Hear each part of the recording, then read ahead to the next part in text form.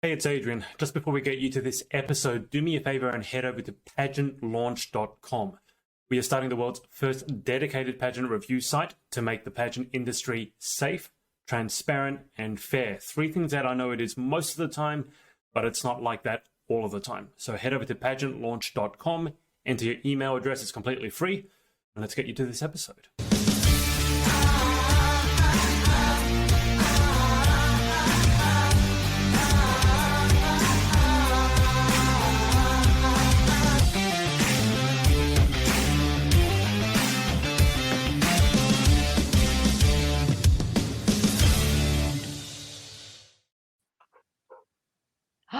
Adrian, Natalie's got it right now. That's it. We're playing a game of musical chairs. That was good fun. Let's do it again. So those who usually tune in will notice there's been a bit of a flip around today. So I shall be your host for the 48th. Can we confirm it? It's the 48th PPJ Remind podcast. Me. And I am joined by the usual suspects, Chloe Davies and Adrian Kwan. How's it going, guys? Woo-hoo! This is straight vodka. Just so. I'm joking. Natalie looks shocked. Well, I mean, I can't prove it. No, this is just my face now. And we are joined by the fabulous Natalie Carley. I just want to list off Natalie's, I couldn't summarize it down. So we have director of Miss Voluptuous International, owner of the Pageant Planner Co., owner of the volunteering site Q4, and recent Pride of Essex Award winner. Oh, thank you. And not forgetting Royal International Ms. England role model. How are you, Natalie? I am good, thank you. Thank you so much. It's just really weird hearing you read those out. I'm like, oh yeah, I do that. Yeah, I did that. I did that. I do that. I don't know where I find the time. I do that. I know. Yeah, I was going to say I really don't know how you find the time to do all of this. I get up at 5 o'clock in the morning. You've been doing a lot better than that than me. No, I really haven't. But we won't tell anybody that, apart from however many people are watching currently. Yeah. A few. So, Natalie, I want you to tell us a little bit how you got involved into pageantry and how Miss Voluptuous was born. So I started life in a plus size pageant, and I went along and I'd had a really, really good time. And it was a really good crack. I had a great time. I met some amazing people. I mean, I've been involved on the stage and in theatre and stuff since I was a kid. So it was kind of like a natural progression for me. But I didn't discover pageants until I was already married. I had 2 children. So that kind of aged me out and kind of made me ineligible for some of the bigger systems. So I started trying to kind of find something that fit. And like I say, I entered a plus size system. I'd not long had my children. My confidence was on the floor. And at the time as well, it's not a secret that I was in kind of a toxic relationship situation as well. So that had really knocked my confidence. And so, I thought, that looks like fun. I'll give it a go. And I got bitten really hard by the bug.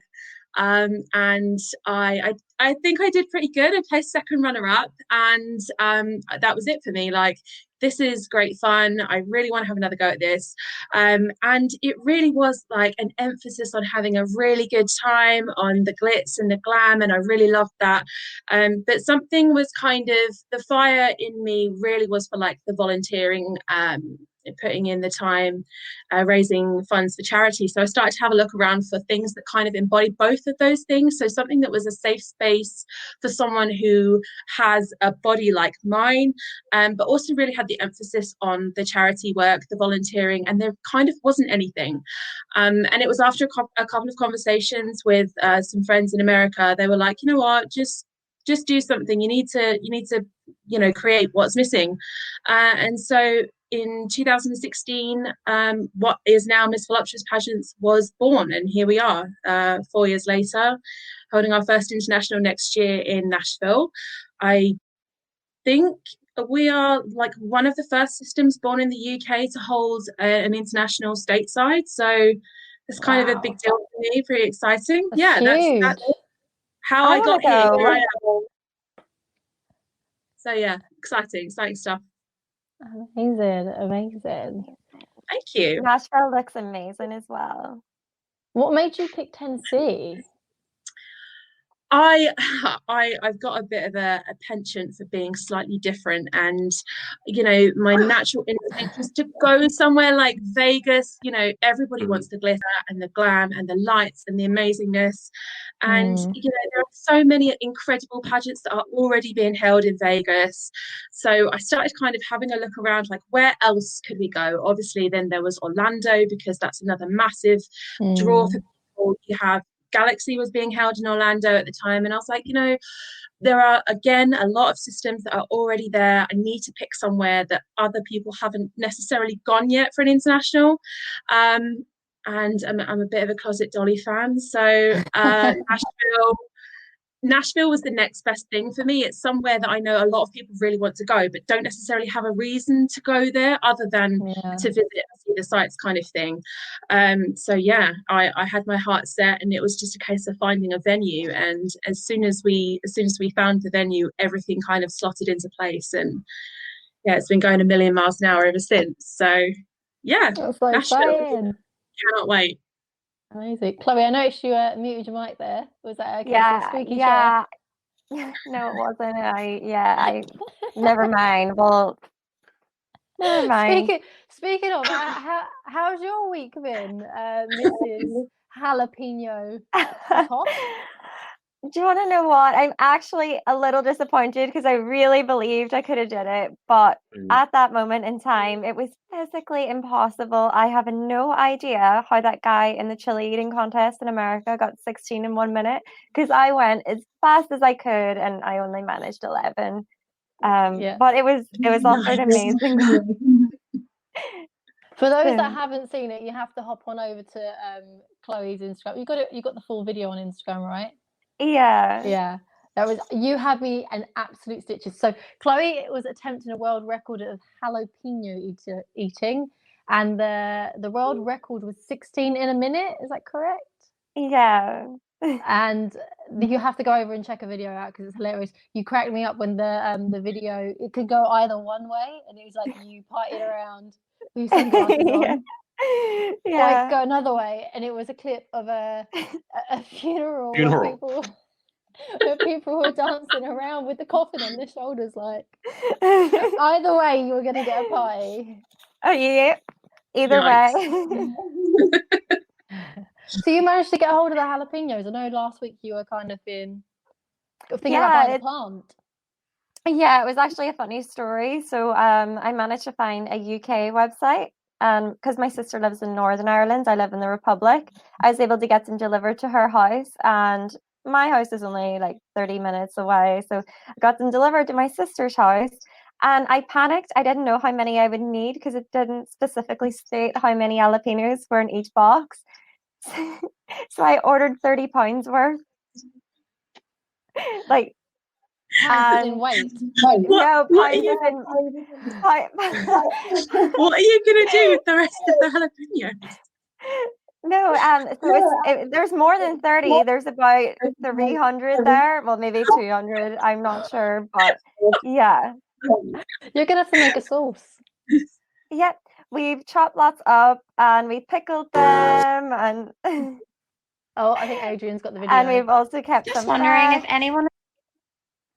Yeah, hang on. Got it. Speaking of things, so yeah. In the Derry or Donegal area needs any jalapenos, because this is like a whole fridge full filled, and this box is still there's still a lot in there. Huge I box. think I ordered too many. So if anyone still wants, I imagine you still have some surplus, Chloe. So if anyone in the Donegal Derry area needs some spice, just let Chloe know. Speaking of spice, Adrian, aren't you going to attempt the challenge today on the podcast? I'm glad you asked. I went yesterday to find my pickled jalapenos, and I couldn't find any at the supermarket. they only had the fresh ones. So Yeah. I will have to jump on Amazon and try and find the pickled ones. You want me to try the fresh ones? I mean, if you couldn't do it, what chance do I have?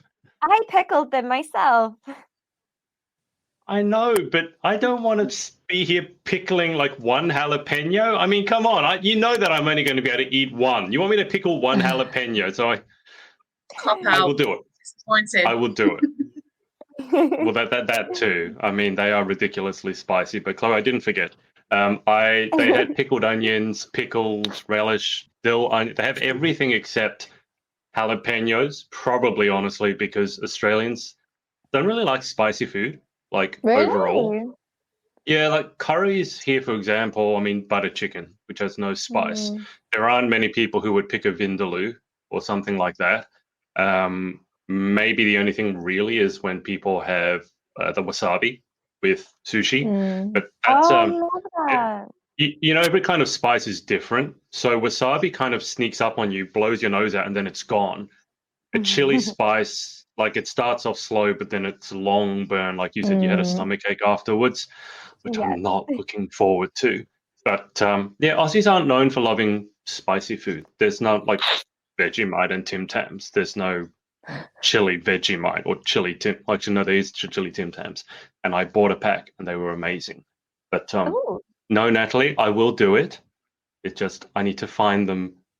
I feel like there's a gap in the market there. I feel like you need to introduce something. What was that? Spicy Vegemite? Did you say? That sounds like a gap in the market. You know. No, Miss Voluptuous was a gap in the market. Chili Vegemite is a bad idea. There's a difference. There's a reason why people don't do certain things. People go, there's a gap in the market. No one's done it. It's like, that's because it's a horrible idea. When I was talking about starting Miss Voluptuous, people looked at me probably the same way people would look at you about chili Vegemite. So you just have to. But you can advocate. You're passionate about that. I passionately hate Vegemite. I'm not the right person to advocate for Vegemite. Perhaps that's not your call. You don't need to. You don't need to, unless you like eating salty diaper remains. No. Maybe. Oh, it can't be that bad. It's like Marmite, isn't it? It's Marmite. Is it Marmite? Same thing, right? I think it's like harder than Marmite. Yeah, I say Marmite is when the person had diarrhea, and Vegemite is when the person didn't have the diarrhea, to give you an idea. Lovely. Delightful. Yummy. I mean, did you see? You know what? We can put that in a jar and we're going to sell it. But Natalie, did you see the video when I had Emma over here? Even the smell of Vegemite made her like turn away and retch. And then when I had Alicia Van Schoonhoven, who is Miss Galaxy Australia, Emma's sister queen, she made Emma try Vegemite, and I've actually recorded it. I can't put it up because there is one moment, and Chloe had that moment when she was eating the chili. You know that moment when you're like, uh-oh, that moment? Emma had one of those moments, and I know Emma wouldn't want me to post that. She would kill me. So that's how she reacted to Vegemite. Mine. When I had that moment, I was like, oh my goodness, should I post this? And then I was like, okay, I promised everyone I would post it. I'm just going to post it, and hopefully no one notices. In fairness, you were attempting a world record, so exactly. And it being an eating one as well, you'd expect people to retch. Yeah, I think there's only so much of anything someone can eat before. Yeah, that wouldn't be my journey. That's not my journey. No. No. That's not your chili jam. That's not it. That's not the one. No, thank you. You don't want to do it with me, Natalie? You don't want to? We can go and jump on a Zoom call and we can both try eating jalapenos at the same time for charity? No? Yeah. Why don't we make it like a big Zoom where anyone in the world can enter for charity? Like a big event, and everyone can raise money. I feel like charities.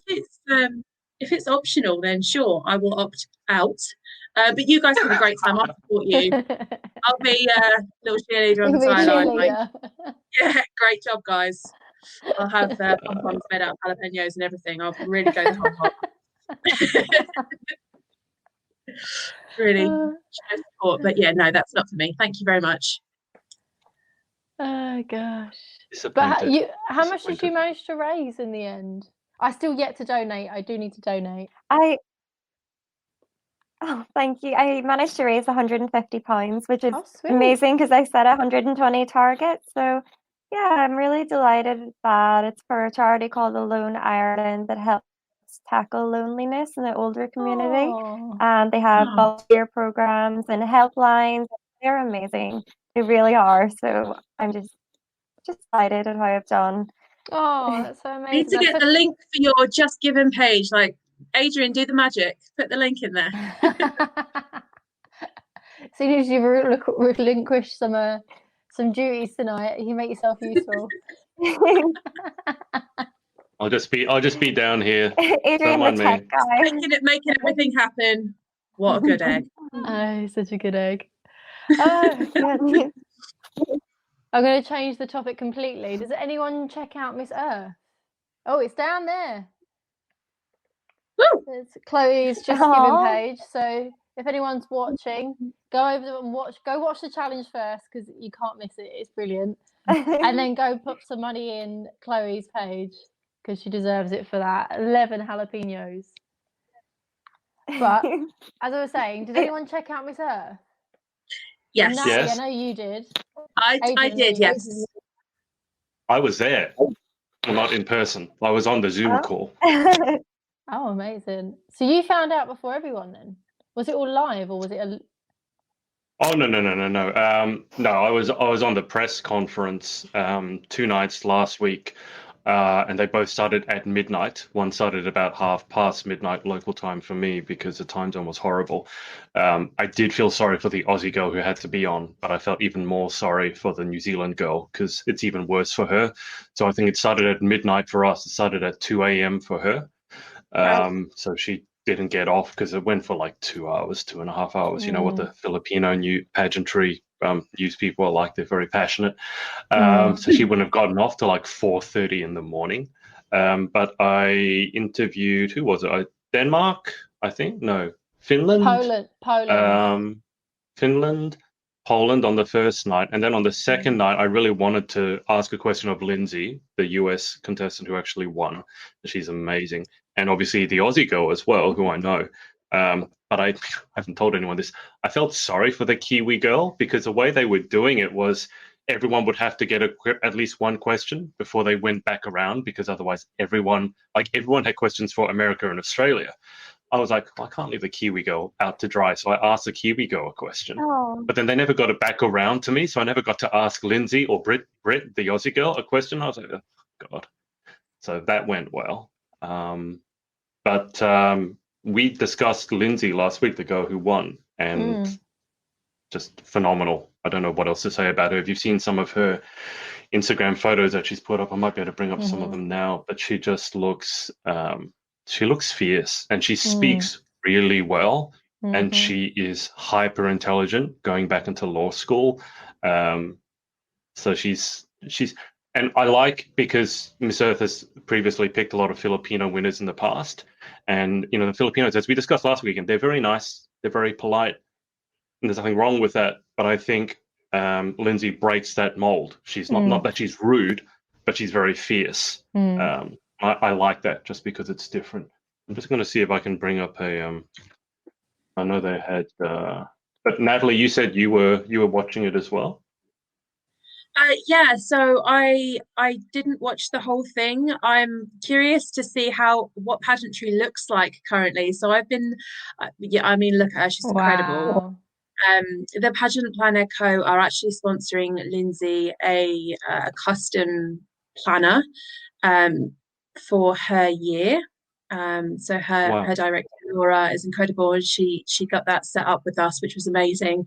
So we're actually creating and curating some content for her for a custom product that will be live to her. So that's really incredible. It was obviously a massive milestone for us as a company.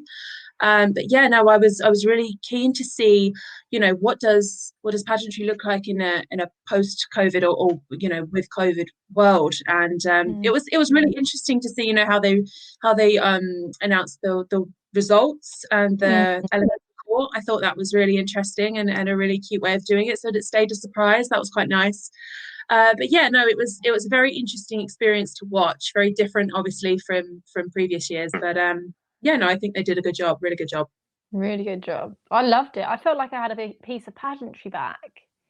Because it felt like a show again, because when I watch myself, I haven't been there in person, so I don't see the actual performance, but you do watch it on TV, and the standard of the videos that the girls have submitted in their home countries of all their catwalks, and I know they did sportswear, obviously gown, swimwear, but they all picked amazing landmarks. And it was just really beautiful. You felt like you visited each one of those countries. It was really submerging. I really enjoyed it, actually. I was quite skeptical when it comes to a virtual pageant, but I was actually really enjoyed it. Yeah, I think the quality of videos, I think you've seen a few early on in lockdown, you saw people doing videos, and it kind of was, they would grab their phone and just do a selfie.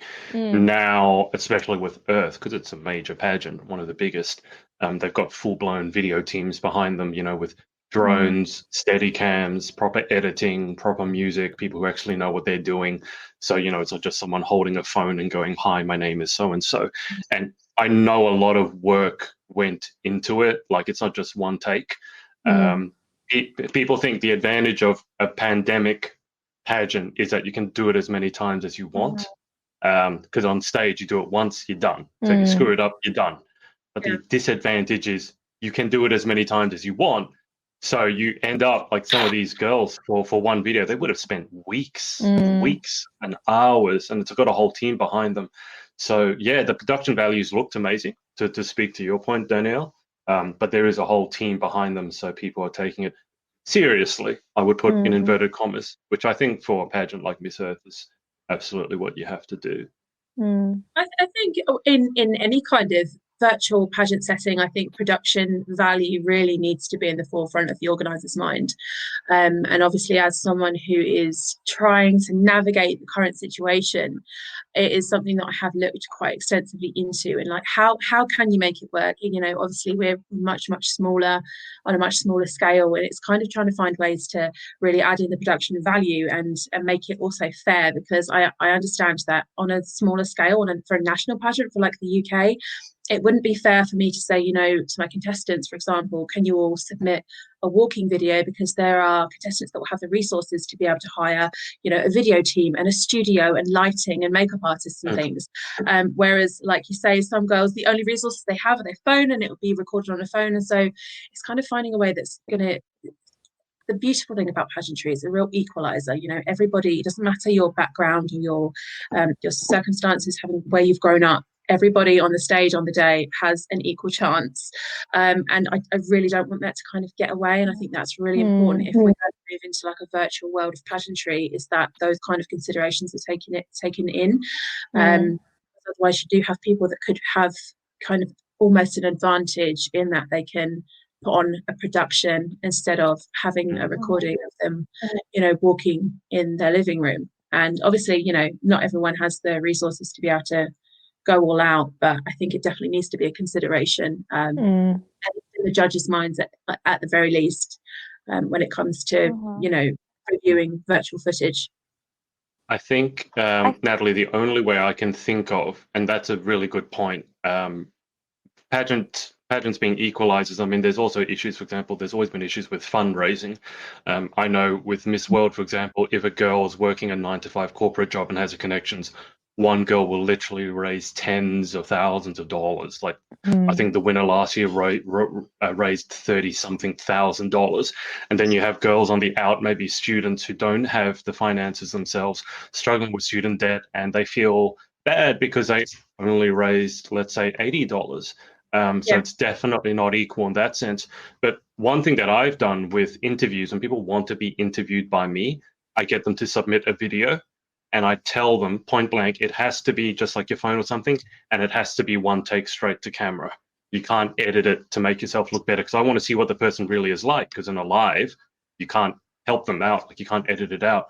So maybe just one suggestion is you make a mandate that has to be like just straight, no editing, no nothing. But then for the videos that maybe you display, not for judging purposes, but to represent your system, those ones should have the amazing production values.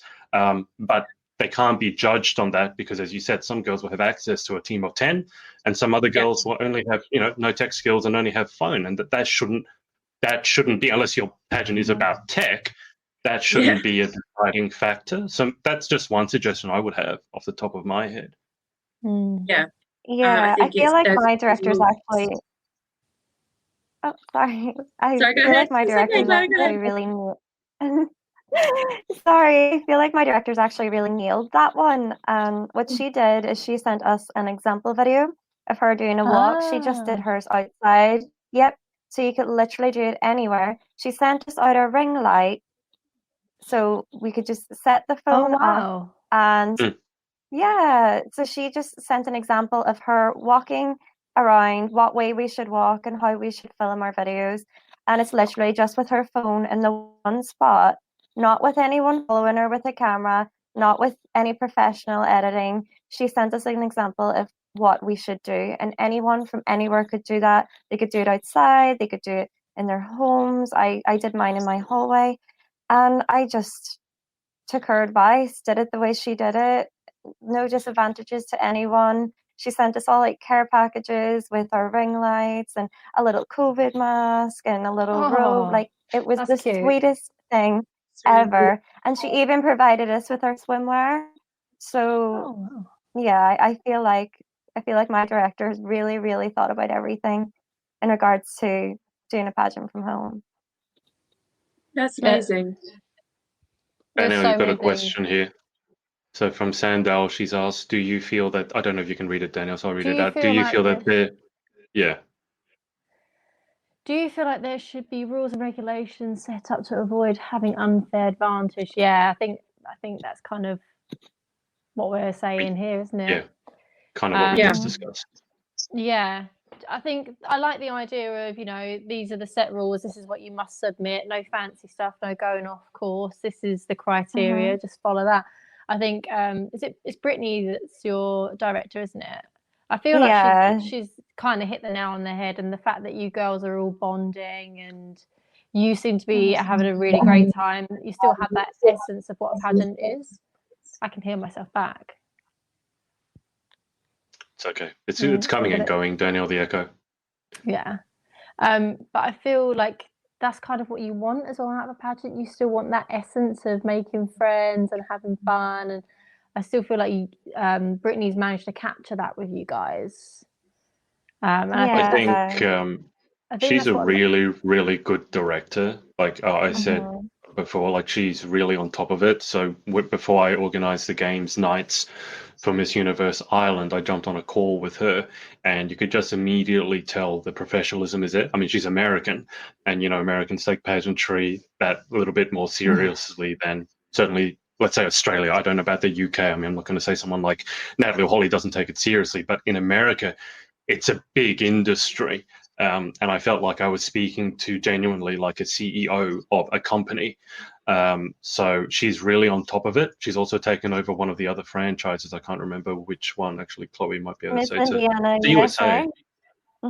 Yeah, which goes into Universe. So I think it's because she's so on top of it and she knows what it's like that she's able to make sure that her girls have a really, really great time.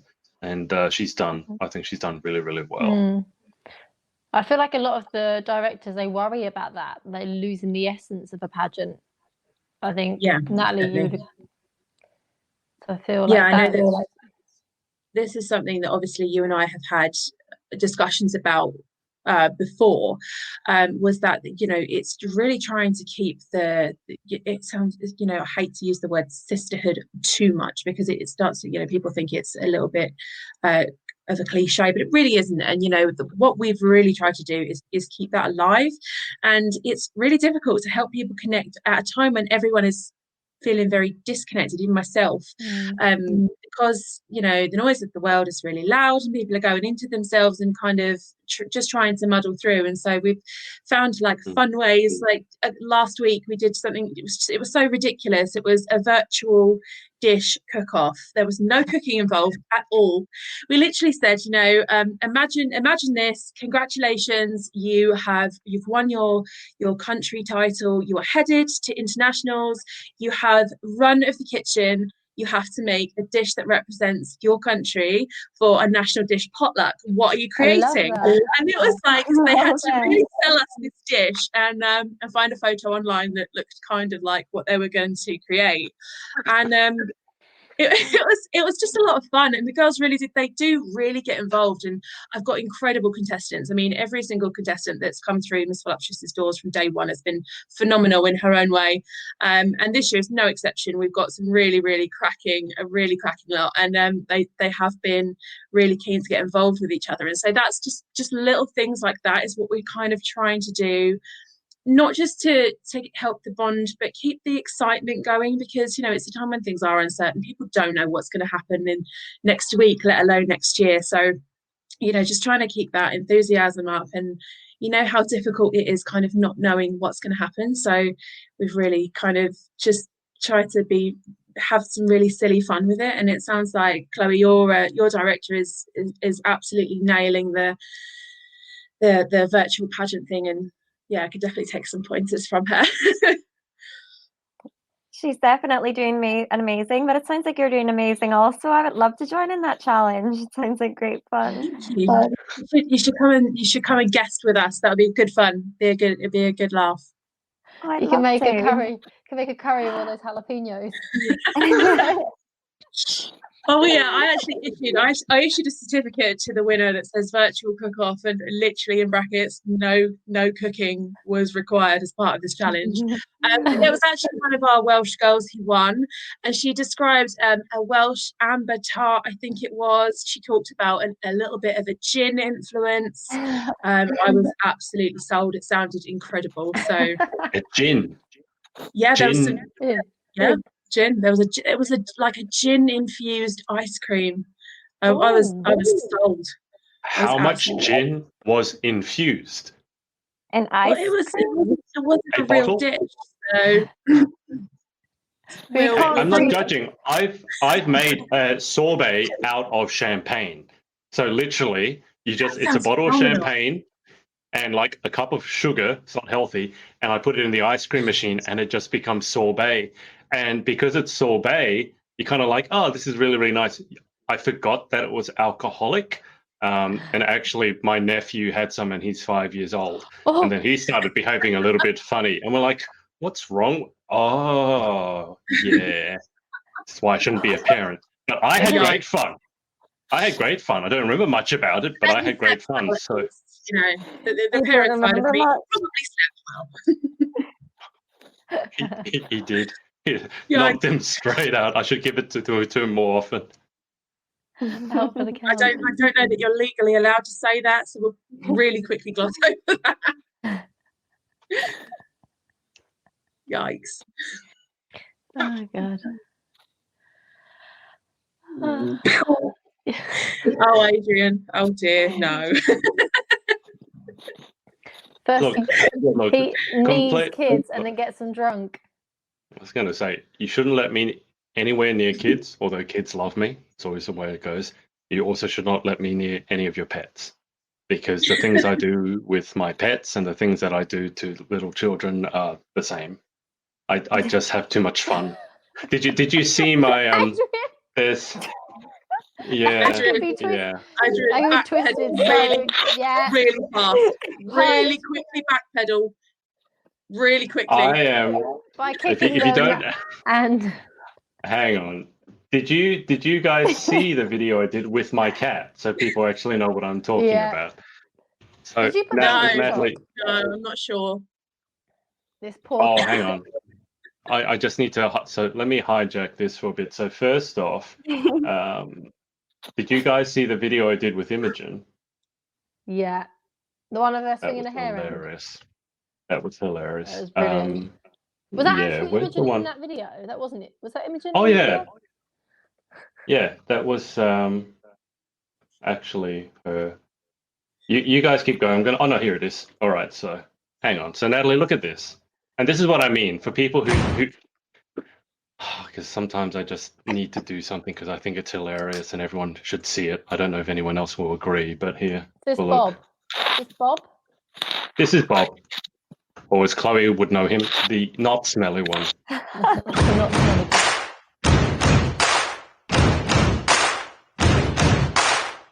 Buddy, no, boy, make a big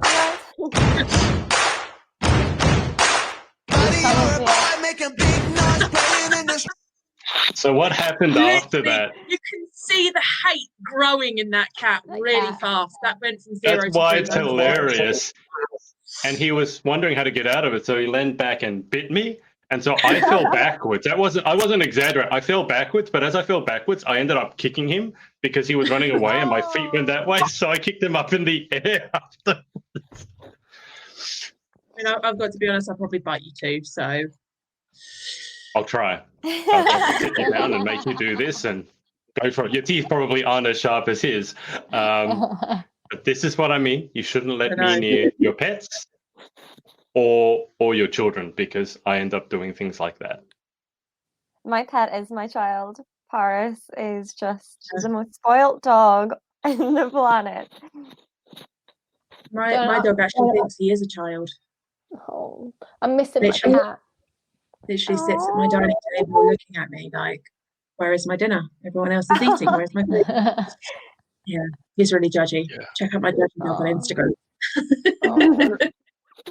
Well, Paris has an Instagram. I don't have a cat. I don't have an Instagram for my cat because I can't be bothered. But yeah, I talk to my cat all the time. I make him talk back to me as well. He doesn't say very much. He's not very No. intelligent. What? Aw. The only way you can make a cat talk is by being mean to it. Oh no! I pretend he's talking to me. So I do both sides of the conversation. So Oh I my sound God, I like did a that complete as raving well. lunatic. Yeah, who doesn't do it? I was having this discussion with Emma Jenkins, Miss Universe GB, and she was demonstrating how she talked to her dog. And I'm like, because she thought people would think she was insane. But I was like, if you don't talk to your pet, there's something wrong. Like you're doing it wrong. Like everyone who has a pet should be talking to their pet Our whole and family doing has. both sides of the conversation. Yeah, it's There you got to be go. done. Everybody does Rolo's voice. Everybody does in the whole house. Oh, you have a signature voice, Oh, yeah, he's got a Oh. whole voice. Oh yeah, and everyone What's knows yours? his voice. yeah. Everybody knows the voice. We all know the Do the voice. voice. Do the voice. Sam, help me out. I can't. No. Yeah, it can't be as bad as mine. I will never do mine. What's yours? Yeah, no. How bad can it be? Have you ever seen the video that's like the Alsatian and they're doing like the ultimate dog tease? And the guy's like, earlier on, I went to the fridge and the dog's like, you? Yeah, I've It's seen that, yeah, Rolo has that voice. Oh, that's cute. Yeah. He just sounds a little bit dense. Bless him. Oh, It can't be as bad as mine. Believe me, I make mine sound like some sort of very, very slow child who's probably repeated kindergarten about 5 times. So see, Yeah, Thomas no, that's doesn't- right. Yeah, that's Rolo. That is about Rolo. Actually, I was having the two-sided conversation with the dog in the kitchen, and my other half walks in and is like, "I'm sorry, you're talking to me," and I was like, Yeah. "Yeah, did you want a tea?" He's like, "Who are you talking to?" I forgot it was in the house. And you're like, Yeah.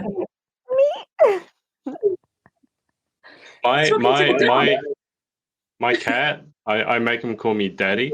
It's so messed up. Yeah. So yeah. I walk in the morning and I say for him like, "Hi, daddy." Like I was like, I just can't. The things I make him say, they're not. Yeah. Yeah. They're not right. But he's like, "Hi, Daddy, how are you?" I'm like, no. See, I And don't it's always actually this give my high cat. pitch. Huh? I don't give my cat like a voice. Get Like, out. I talk to him, but I don't give him a voice. No, get out. I have a You're doing voice it for wrong. when I'm talking no, to I'm in the Paris, bin. but it's my voice, not hers. I put on No, a different Rolo. voice. Yeah, Rolo's got a voice. Should we just leave now, Adrian? Should we just go? No, I'm extending my cord so that I can actually reach him because he's up right over here. So, Oh, Danielle, you no, keep going. please don't. can I do the voice as well? Yeah, he's got to do the Why voice. not? Yeah, do the Keep voice. going. Talk amongst Okay. yourselves. No, I don't. I can't say I've ever given Thomas a voice. I have a No, voice when I talk to him. I have a voice when I Personal. talk to Paris. Like, yeah. Yeah, like your a dog, high your pitch. dog or cat has to have a Yeah, voice to respond very, back. very high It's not like pitch. you. Oh, boy. Just woken him up, the poor thing. Oh. Oh, Oh. Go Don't on. bite me, please. Oh, Not on go my on, face. go for it. One time he latched onto my chin and drew blood. It's like, "Hi, Daddy. Hi, everyone. I'm Bob. Nice to meet you. I was sleeping and my daddy woke me up. Now I'm going to bite him in the face."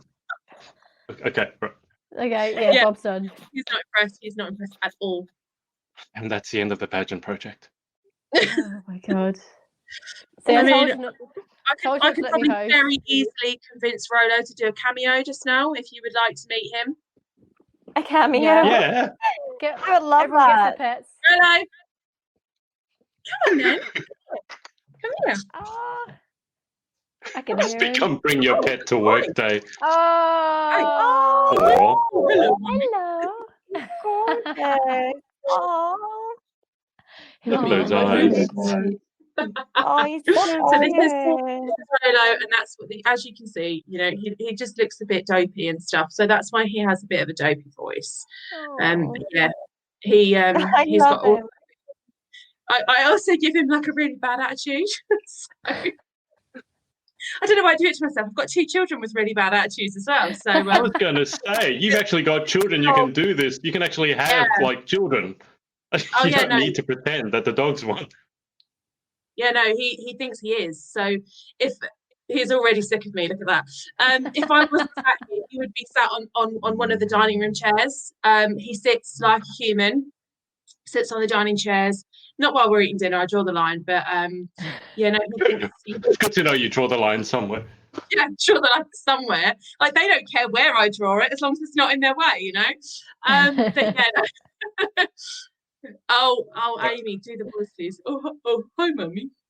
Sign the papers. Sign the papers, mummy. Let someone else have it for walks. Oh, it suits him. Actually, my other half does his voice much better than me, but he's very, very shy, and he's the other side of the screen, and he's just looking at me like, No, not me. I don't blame him. I'm pretty sure that we've scared him off. Rolo I've needs been a doing that TikTok. successfully for 2.5 years now, so he's still here. So I think it's not punishment or something. I don't know. I think I actually genuinely think he's only really here for the dog. So just like rolling his eyes at me, like stop it.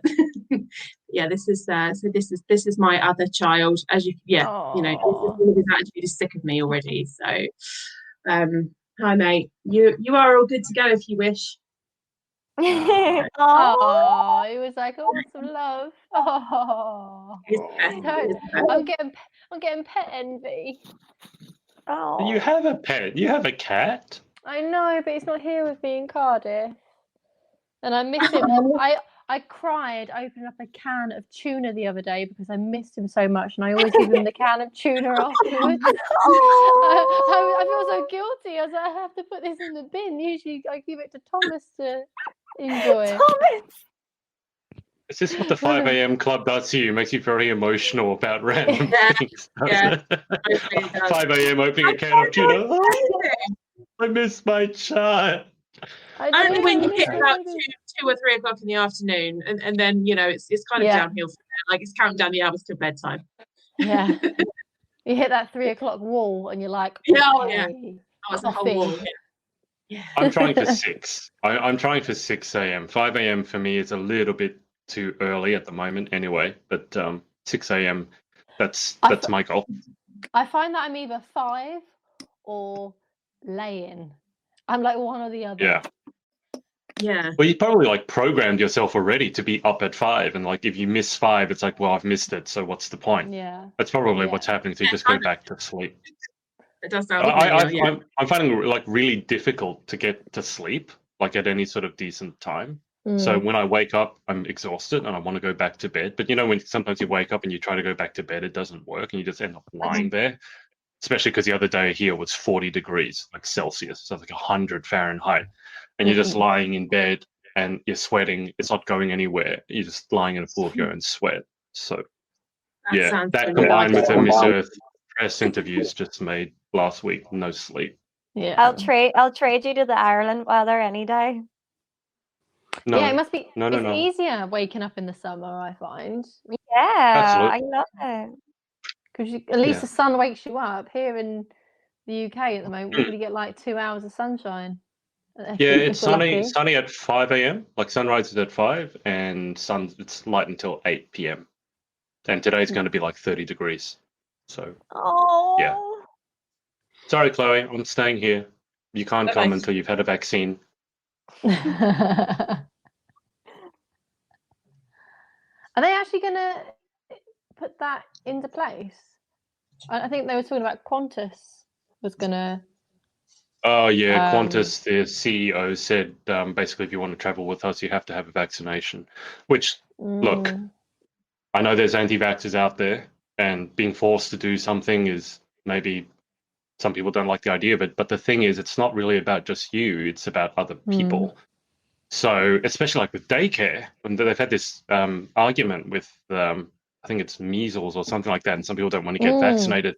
Then the child gets sick and ends up, that's a really properly horrible disease. There's a reason why they came up with vaccines for it. So it's not just about you, it's about everyone else. So yes, if you don't want to have the vaccine, fine, but then it's impacting other people. So I think it's a bit of a selfish attitude, if I'm being honest. And the conspiracy theory that it's microchips, it's like, it's just, bye-bye. No, I think that's the difference. I'm like a borderline anti-vaxxer because I'm a bit of a hippie. Me too. I'm not gonna lie. I'm a bit of a hippie. No, me too. Because of my raw food is like what I've done. I am like I would have previously said I'd rather not have a vaccine. Like I don't want to have medication if I don't need to. Yeah. Like if you're sick, just go to sleep. Don't have 5,000 Panadols. But this one is different because it's just been so virulent. It's all over the world and basically shut the world down. I'm happy to take it again, not just for myself, but for my parents, the elderly people, like Chloe has been talking about, because they're very susceptible. It's easy for us to go around going, well, we catch it's no big deal, but for them, it's a death sentence. So even just for that factor, I would swallow my pride and go, yeah, I'll have it, and I want to travel. So, and we have 4 here in Australia, 4 vaccines coming through. I'd be like, yeah, give me all of them. I'll have all of them. So one of them's got to work. I might have 2 heads, but one of them's going to work. I'd do the same as well. I just can't wait to get on a flight again and for everything to get back to normal. And it's just being a team player, really. It's quite a hot topic of conversation currently, isn't it? Like, would you or wouldn't you? And I've already said I absolutely would, just because I don't want to be restricted forever. And I do think airlines are going to make it. They're going to make it mandatory. I think that's going to be kind of a logical step in controlling the spread between borders. So exactly, yeah. And the travel. The airlines also said that even if they don't make it mandatory, that the country you're going to probably would have made it mandatory anyway. I can guarantee you, coming into Australia and New Zealand, especially New Zealand, where basically it's 0. They're not going to let you in without a vaccination and put their entire country at risk. So there are people saying, it's about personal freedom. Fine. You have the freedom not to take the vaccine. They have the freedom to not allow you into their country. Yeah. To me, that's quid pro quo. That's fair. So, yeah, it is a hot topic, but you can see which way I'm going with it. As much as I'm a kind of hippie, like I have kombucha, I do all that stuff. I know all weird raw foodist things. But I will have the vaccine. I make my own kombucha. I've made it at home. I told Evelyn, I'm one of the other Miss Universe Island contestants, how to make it. And she was like, oh my God, that's so amazing. It will save me money, because apparently she drinks it all day long. So hip your roots, but I will have the vaccine if and when it becomes available. I don't have like the flu jab. Like I have had it offered to me before, and it like the people that did have the flu jab weren't great afterwards. I've heard this as well. And I was so thankful that I didn't have it. And I feel like it should be treated as if it is like the flu jab as well, where all the elderly should have it. Absolutely, just like it's free for the flu jab is free here in the UK for the elderly, which I 100% agree with that. But like I said, I was happy with my choice not to have a flu jab when the opportunity was there for me to. So I'm on the fence. I still need to like do my research on it fully, but at the moment I would rather not have something injected into my body. I had it a couple of years in a row. A few years back, it was offered to me, and I had it. And I can't say as I felt kind of. Obviously, you don't feel great afterwards, and I know that some people certainly does affect more than others. So, yeah, I think with the flu jab, definitely, it's kind of a if you're really at risk, maybe get one, but you don't feel great afterwards. And in fact, one of the ladies in my group, she and her daughter had it yesterday, and as a result were off work and preschool today because they weren't feeling great. So okay.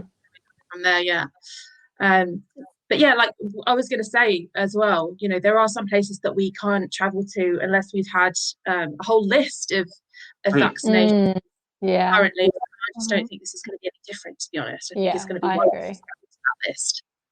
Yeah, exactly. Is it going to be a one-time vaccination, or is it a yearly one like the flu, like a booster? Yeah. I think it depends. It depends on the vaccine. So also these vaccines are new in terms of they're not using actual, as far as I know, this mRNA. Basically, they haven't taken an actual sample from the virus to create the vaccine. They're using something that's synthetically created, which is one of the reasons why it seems to be so effective. But I played the video for you guys yesterday, and they haven't skipped any of the testing. It's just because there's so much money in it. They haven't had to worry about funding. So they've been able to fast track it without skipping it. But some of them you need 2. So initially you need 2 shots. So you have one, I think, and then you wait 2 weeks and then you have another before the vaccination is complete. Some of them might just need 1. And also some of them like need to be stored in special container units because they need to be kept at like minus 100 degrees or something. So they need special like liquid nitrogen to be carried around in. So there's a lot of, I don't know, but there's a few different vaccines and each one is a little bit different. But we'll see. Look, I'd be happy to take it just because I'm frankly a bit sick of being stuck in Australia because I have so many things I want to do overseas.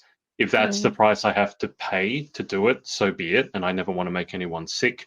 And I've also never had an adverse reaction to a vaccination. And I'm not scared of needles. So for me, and both my parents are doctors. So, okay, yeah. For me, it's fine. But Chloe, what? Go on, Chloe. Not the needles. Can I be stuck in Australia? Oh, I thought you were going to do. Yeah, sure. Just. He's like, I don't want to be stuck in Australia, and I'm like, it's summer. By the time I'm able to travel, it won't be summer anymore, though. That's the thing. Like at earliest, we're talking about like kind of March next year. So let's say I get to travel somewhere by then, it'll be going into winter. And as you know, my birthday's in July. I hate it because it's always bloody winter. And I want a summer birthday for once in my life. So I need to be able to travel at some point. Australia it's spidery. Oh, Natalie, come on. If Emma can deal with it, you can deal with it. Spider coppery. Spiders. Emma is much braver than anyone I ever know. She got on a plane on her own and went like literally the other side of the world. So the spiders were probably nothing to her after that. She's phenomenal. Me on the other hand, I cry when a plane takes off. I cry when it lands. It scares me. Planes scare me, even though I love to travel. I'm scared of flying. Yeah. I don't like spiders. Actually, do you know what's worse? Snakes and crocodiles. No, thank you. I'll pass. Hard pass Oh, for me. Natalie, for God's sake, look, with regards to the plane, I will treat you the same way I treated Emma. I'll go up in the plane with you and then I'll kick you out. That'll get you over the problem of the flights. And then she saw only one spider, like in the wild. She only, no snakes, Was no that one crocodile. spider as big as 400 British spiders? Yeah, that's enough for me. No, thank you. And she freaked out. Yeah, me too. But she's not freaking out braver about than it. you. No, thank you. No. Yeah, she definitely is. I would get bitten by 12 spiders if it meant I got summer. I don't care about spiders. Gonna say as long as they're not poisonous ones, because then you won't be seeing summer. I always get bitten though. Every time I'm on vacation, my legs just always get bitten. Yeah. Sweet blood. Okay. Yeah, everyone always says that. The reason that people get bit from the UK when they come over here, like I've lived here how long and I've not got bitten once, it's because they go and do stupid things. Like, they go into the bush wearing shorts because, oh my God, there's sun and I want to get a tan on my legs. And I'm like, you're going to go into that thick bush with the tall grass wearing shorts with your pale ass legs. And then they get bit because they go around into that grass and they start picking up rocks and they're posing on rocks going, I'm in Australia getting a tan. And then, they get bit. Don't pick up rocks. Don't wear, flip-flops when you're going into the undergrowth. It's just like, it's common sense. Don't wade into the water where it says crocodiles are here. That's probably your sign. And then swim between the damn flags and you won't get pulled out to sea or eaten by a shark. There's a shark in the water. Sharks. There are sharks in the water. And I'm okay, thank you. I'm good, thanks, Adrian. You keep your spidery coffee and I'll stay right here in Blighty. Thank you so much. Oh, thanks for reminding me. Look, Natalie, I am the worst person to tell your fears to. Believe me. You don't want to tell me what you're afraid of. I interviewed a South African girl. She told me she was phobic of spiders. I made her look at an image of a spider during our interview and she screamed. She couldn't look at Thankfully, she forgave me and she's actually been on the podcast. But yeah, don't tell me. Because now I'm thinking, next time I come over, next time I come over, I'm going to bring like little rubber spiders and just I'm not scared of rubber spiders. Like the usual UK You won't spiders. know they're rubber spiders. Listen, I lived on my own for a really long time. I had to man up really quickly. My dog was never going to save me from the spiders, so I had to learn to. Me and Dyson, we became firm friends in the fight against spiders. Dyson, the Hoover, the vacuum. Literally just. I was going to say, I thought you were talking about your dog, like you named your dog after a Dyson vacuum cleaner. That's not very flattering. Dyson. So that would make good sense. That would be a good name for him. But just suck him up with vacuum. I don't feel like in Australia you could do that. That's going to clog your vacuum if you try and suck up one of those spiders. No, thank you. Well, also with a Dyson, it wouldn't be chopped up by a fan, so it would just be in your dirt thing. So when you go to empty it, the spider's going to be pissed with you. And then it does have a right to bite you because you hoovered it into a Dyson and made it live there. So shouldn't do that. Because it goes around in the cyclone, so it's going to get like either, dead or really dizzy. So that'll be fine. I can run fast. And really, really angry. So when you open it, it's coming for you. Wonderful. I'll sleep so well tonight. She's going to check her. Can't wait to go to bed. Spiders and they're ready to get you. Oh no, they're it's like a graveyard in there. They're all dead. It's fine. I do check. Christ. No, I'm actually not that scared of spiders. I'm not scared of normal spiders, but big giant ones that are like, come after you, will run after you, look like they're, about to hop in an armoured car. I'm not down for that, I've got to be honest. Okay. Look, to be fair, that did happen to me once. So when I was living on the Gold Coast, there was this spider just randomly in the middle of a room, and I just moved in, so it was completely empty. And there was just a massive spider in the middle of the room looking at me. And it ran at me. Like, if I had run away, it would have been able to almost keep up with me. So I was like, that's not good. And also, I don't know what sort of spider it was. It was all angular and looked like it had armor plating on it. So I was like, I'm not okay with this. So I got the can of, what's it? And I take aim in it, and I sprayed it to the point where it was covered in foam, and it still kept coming at me. I didn't know what to do because it cornered me. I couldn't go back down the stairs because it got between myself and the stairs. And I just had sprayed it, and I could see this thing of foam moving around, and I was like, "Oh my god, what have I done?" Did it also steal your lunch money and have loads of tattoos? Because this sounds like a nightmare I may have had. Yeah. He probably escaped from spider jail, but that was properly terrifying. Also, because I think I wasn't wearing any clothes at the time because I'd just come out of the shower. Maybe I just wanted to be really, really friendly, or maybe it was the Benjamin your cat. Who knows? Animals, they communicate with Spider love. Yeah, I think that's not my type. Spider love instead of high love. We could make a whole thing out of this. I'm feeling a collaboration. Yeah. I like it. I don't know how I feel about being bitten on a first date. It's not, not high on my list. Also a bit too hairy for my liking. But yeah, I mean, to each their own. But yeah, there are some properly scary ones. But that's only happened to me once, Natalie, and I survived. First dates or spiders? Spiders. The spiders has only happened once. Oh my god. As for snakes, we found one down in our garden for the first time like 2 weeks ago. Oh god. But it was a green tree snake. Really doesn't do anything. They're really pretty to look at, actually. Different colors. Actually, absolutely. Emma would probably like that because Emma likes lizards, weirdly enough. I like lizards. And snakes. Yeah, she's all good with them. Yeah, lizards are fine. Like They're cute.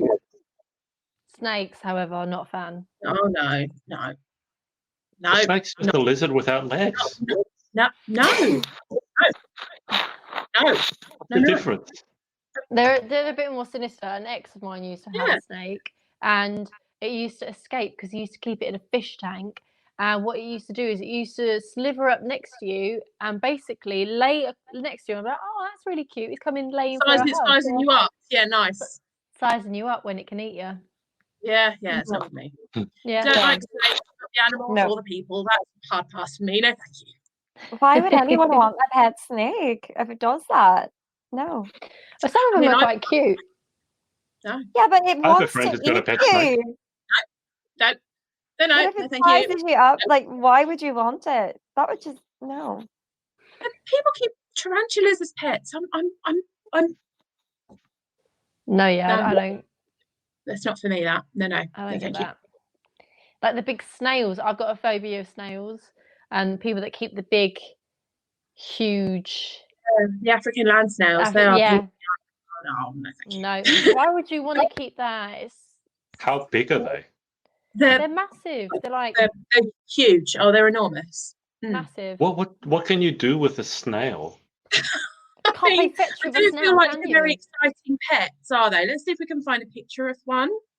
So they don't run around, I'm assuming, and then they're not very exciting to look at. You can't really get the wheel. You're not going to take it out and hold it and cuddle it, are you? So no. That's a weird pet. What is it called? African land snail. I saw someone walking their pet ferret in the park the other day. Can we? There we go. What am I doing? I'm all right with that. No. I would have that before I would have a snake any day. It makes my heart go. They literally make it's an irrational phobia. Gross. It's got not okay with it. What is going on with its face? No, thank you. It's a snail. What do you mean? What's going on with its face? Snail. I've got a photo here, Natalie. You might like to look at giant African land snails mating. Oh, we don't need to do that. Are we past the watershed? We definitely do not need to see two shells going for it. Look. What is that? It's got a mouth open. Is that a mouth? Oh, it looks like it's going. It's so cute. Someone told it a funny joke. It's laughing. I think it's adorable. I would have one. No. Not cute. Danielle was wetting herself. It's not okay. I think with them jalapenos, it's not done her any good. Mm-mm. No. Not okay with snails. There are giant snails in the water that Chinese people actually do eat. Oh. I couldn't do that. That's one of the foods I just have not been able to, like giant snails. I mean, it's bad enough when it's small, and I've had escargot, but you have it swimming in so much garlic butter. Basically, people go, "It tastes amazing." Yeah, because it's smothered in garlic butter. I don't know if I could. They don't look pretty when you bring them out, and you put your fork in. You have these special ones, and you kind of scoop them out. And then when you bring them out, they go boing because they're kind of tough, and then it's like, oh no, I'm all for trying different foods around the world, but no, I can't get on board. Yeah, escargot, I don't recommend. I've tried it; it's okay, but it's because of the butter. But if you think about what you're eating, it's like, no. Yeah, I would try it. No. Would you try it? No. Yeah, I would try anything. I can't get on board with that. Sorry. You got any tablets in your hands though? No, yeah, I would 100% sponsor a lot of charity money if you decided to eat snails. Yeah, there you go, Chloe. You're up, Chloe. Yeah, if I can find out where to source them, yeah. And find out the world. So they come in. Every They so come in often tins. Lidl, it's so weird. They sell like like trays of them frozen. Yeah, no kidding. Yeah. They you can actually eat the ones out of your garden, but you need to put them through a cleansing process first to make sure they have no toxins. So I saw Gordon Ramsay doing this, and basically you feed them on a diet of like carrots and stuff, and then for like a week before you eat them, you have to feed them nothing, and you just keep them watered, and then you eat them like you would any other. I mean, snail's a snail. Otherwise, you buy them frozen. Or you often buy them in Australia, Chloe. You buy them in cans. And then you buy the shell separately because the shell's actually really pretty. They have to buy these special, like, it's not just a garden snail when they serve you at a French restaurant. So they actually have to put them back in the shells so that when they present it to you, it looks like it's in the shell, but that snail does not belong to that shell. That's crazy. And then they have a special serving dish that has like 12 dimples in it, and each snail goes in a dimple. And then they give you this special utensil that you put into the shell, and you bring the snail out, and it's covered in garlic butter, and you chow down, and it tastes amazing because garlic butter tastes amazing. You don't really taste the snail. It sounds really good. Is it It's kind fun. of like I the recommend to do it texture once. Is it kind of like the texture of squid? Because I Less quite like tough. that.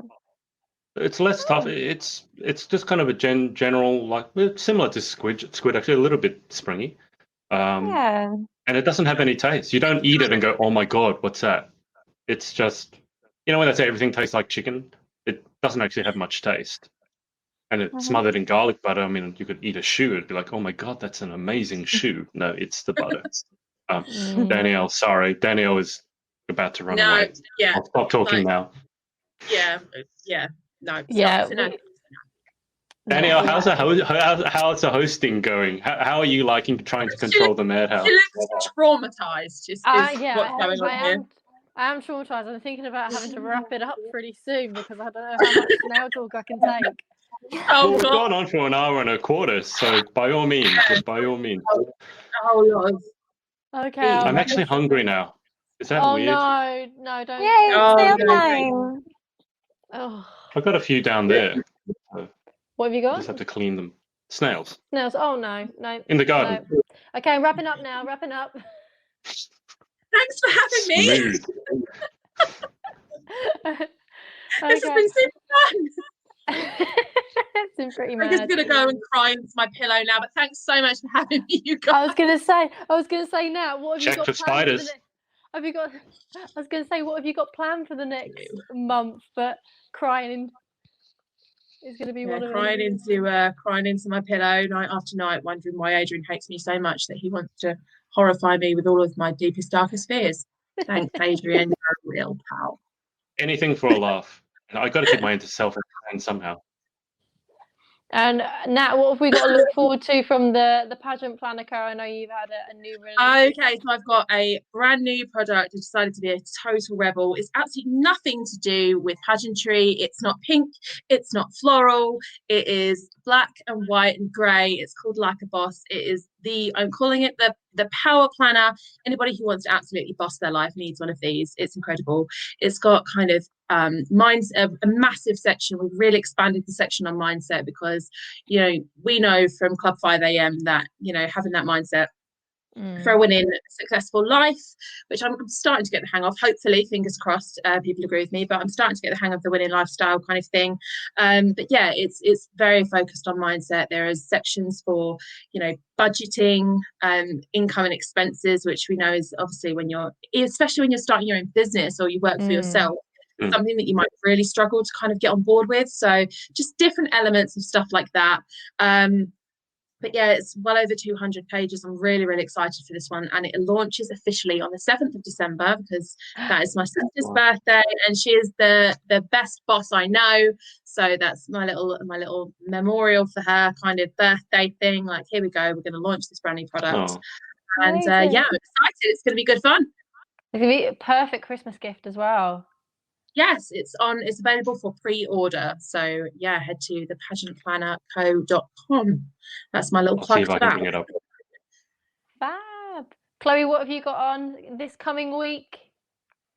So I had an amazing weekend previous between doing my world record challenge, and also I did my filming for my evening gown and swimwear for Miss Universe Ireland. So that's also really exciting. So over the next week, watch out for any news coming from there. Amazing. If you go to the top of the page there, Adrian, it says Like a Boss. There it is. Yeah. I love that website. It's so cute. Beauty. This one is there a preview? Oh, that's a PayPal page. Is there a preview of it somewhere, Natalie, that we can have a look at? Yeah, it is literally not yet been printed. So it is now being finished and it is about to be printed. So I think Danielle is going to be one of the first people actually to get a copy of this. So she will be able to show you how amazing it is. I'm excited. International shipping? Excited. Yes, no? Initially, it's just for the UK to start with. If the demand is there, of course, I will print and ship, because obviously I didn't ever expect the pageant planner itself to have an international demand, and I've probably sold more outside of the UK than I have inside of the UK. So, yeah, incredible. Definitely. Well, that will only increase with Lindsay and her personalised one. I mean, your US sales and international sales are going to increase, not decrease. It's definitely amazing. It's been incredible. I would literally just created a product I was looking for. I couldn't find it anywhere. There was lots of available that you can print yourself, but like I'm so disorganized, and I have a really busy lifestyle. I'm a mum of 2, and I just felt like all those loose sheets in a binder, they were going to get torn out, things were going to go missing and stuff. I just wanted a pre-printed, ready-made product, and I just couldn't find it anywhere. So much like Miss Voluptuous, I just decided to make it. Like, okay, there's one out there, I'm going to do it myself. Amazing. I'm still looking for my gap in the market. Actually, no, I think I found it with the pageant stylist, but again, that's more of an American. I think I've had a lot more feedback from an international market than I have in the UK. So that's something that we share in common there. I feel like you said earlier, Adrian, with it being they take pageantry the next step. It's like a real business career. Yeah, so they invest more in it. It's part of business. I mean, even with the pageant project itself, I mean, I initially only interviewed Australian contestants, and that's what I wanted to do, because I thought, I just want to focus on Australia. Didn't really get anywhere, and then it exploded in the UK. Yeah, I didn't plan for that, and then sometimes you just have to run with it. Sometimes, the path you think you're going to go down, life just goes, hey, just for fun, actually, let's go this way instead. So the pageant project, like the audience has become much more international now than it was at the beginning. It's like split equally at the moment between Australia, UK, and the US. And more. The US, the American. And Ireland. Nasty cough you've got there, Chloe. You okay? You forgot Ireland. No, I was deliberately ignoring it. Moving on. Chloe. No, Chloe, honestly, like out of all the countries, the people that I've interviewed, the Irish girls, including yourself, they're all lovely. Like yourself, Nadia, Eileen, who I interviewed, I don't know, like everyone loves the Irish, and I'm beginning to see why. I always describe the Irish as aggressively friendly. Like they just make you have a good time. You can't not have a good time around them.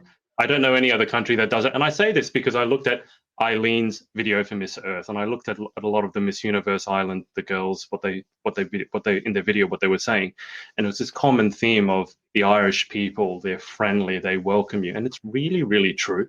Even the Irish community here, I've never felt so welcomed by strangers in my life. Like if I walk into a giant room full of shouting Irish people before I know who Irish people are, it's not exactly welcoming. And then you feel actually really quickly, you feel really welcomed. And then you weird. start shouting. Yeah, well, after 3 Guinnesses, I mean, who's not going to start shouting? So, yeah, no, I love the Irish, and I will come and visit. After I've had 4 jabs in my arms, so I haven't forgotten Ireland Club. Speaking of interviewing, have you got any interviews coming up? What's on your to-do list for this coming week? I actually have an interview-free week this week because I wanted time to do other stuff.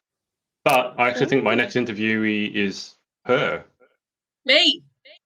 Yeah, next week. I think She who can't be named.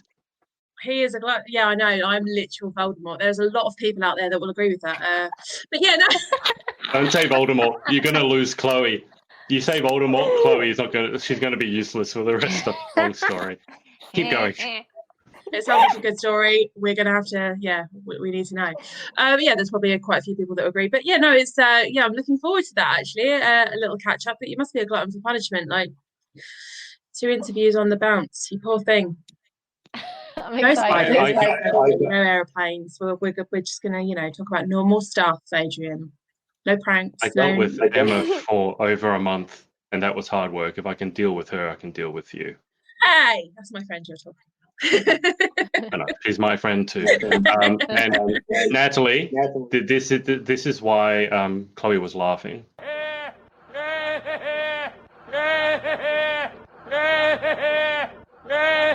Is the footage there? Where's the footage? Oh, you want to see the footage? I mean, it's not much to look at, but all right, here you go. There's no context. I feel like there needs to be context. That definitely gives it more context. That is wonderful. Do you need more context, or is that enough context? That's enough context. That's enough context. I think we're going to need to wrap up there, guys. But thank you so much. Fun story. Ralph Louise was actually born in Ipswich, and both of my children were born there too. There you go.